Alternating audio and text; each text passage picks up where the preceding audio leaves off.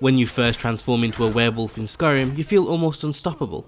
Never mind taking on a single enemy, it feels like you could feast on entire villages. But then, not too long after unlocking it, you realise just how flawed the transformation can be. First, you can use it only once a day.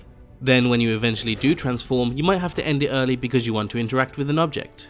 And then maybe worst of all, you only have to level up a dozen times before transforming actually makes you weaker. Your new armor, skills and weapons just overpower it completely. To fix that, the creator of Ordinator, Wintersun and many others, we have Growl, Werebeasts of Skyrim. The aim of the mod isn't to overhaul werebeasts entirely or to turn them into something they're not. Instead it just aims to offer a vanilla plus experience. To achieve this, it offers many changes and improvements spanning from how you obtain the transformation to how it scales and grows alongside not just your beast form, but also your mortal one. To bestow Hircine's gift on your character in vanilla, you have one option, the Companion's questline. Growl gives you a couple of new options while still offering incentives for you to become the Harbinger. One new way to gain the beast blood is to consume it, literally. Werebeast blood is a new rare alchemy ingredient that you can buy from certain vendors, or you can occasionally find it in the pockets of warlocks or the Forsworn. You can also kill a werewolf and you might find it on its corpse. Simply drinking the blood will give you the power to transform, making it a simple way to not only gain the gift for yourself, but also your followers. At first, only you can consume it, but once you become an experienced werewolf with the right perks, you can use it on your followers, giving them the ability to transform in battle. Another option you have is to experience a dream vision. If you sleep outdoors under a clear night sky, Hircine will come to you in a dream, giving you a once in a lifetime opportunity to gain his gift. If you turn him down, he'll never come to you in a dream again, so you'll have to use the other options. Becoming the Harbinger of the Companions is still required to gain the Totems. With Growl, your howls are stronger than ever.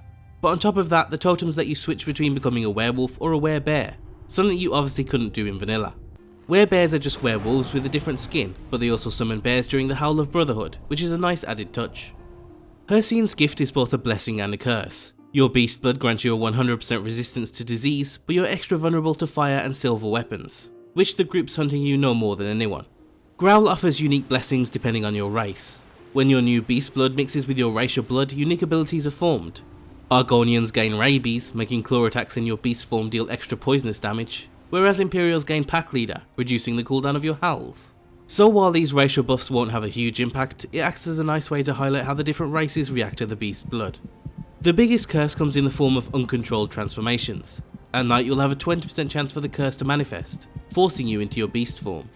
But instead of it being a sudden effect, you'll first receive a warning, giving you time to quickly leave any populated areas. And you'll definitely want to avoid getting caught, otherwise you might attract the attention of the Silver Hand elite. You'll now find them hunting out in the wilds of Skyrim, with many more werebeast attacks and events added by the mod.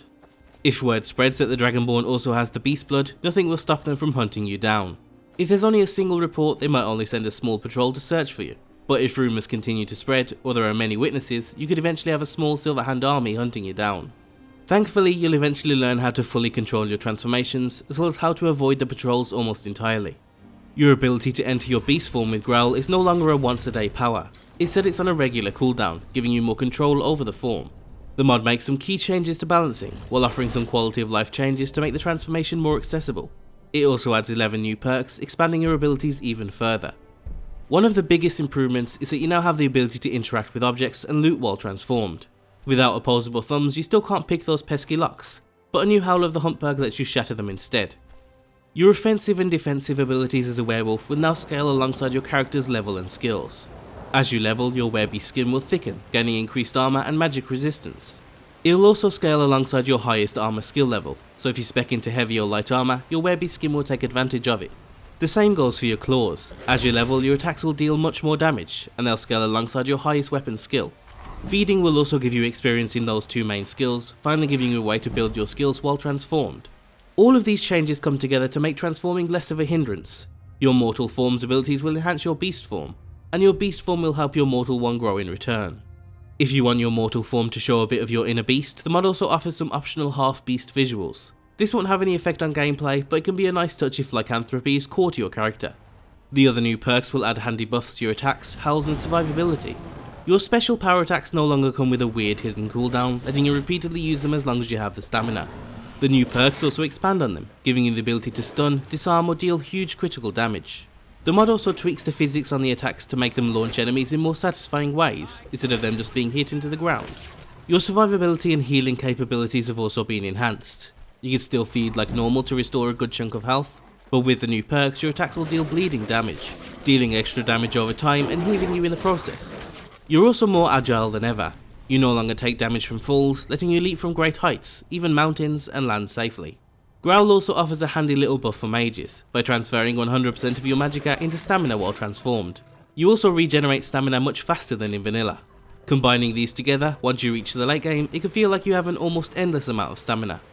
Altogether, Growl offers some much needed improvements and an expansion to the vanilla lycanthropy. With it, your beast form should play anywhere from a more light role to a more situational one, or a more core part of your character, without becoming a nuisance or falling behind in the late game. If you're interested in giving it a go, you can find everything you need down below. It'll also work mid playthrough, so you don't need to start a new game. As always, be sure to leave endorsements on the mod you enjoy, and thanks for watching.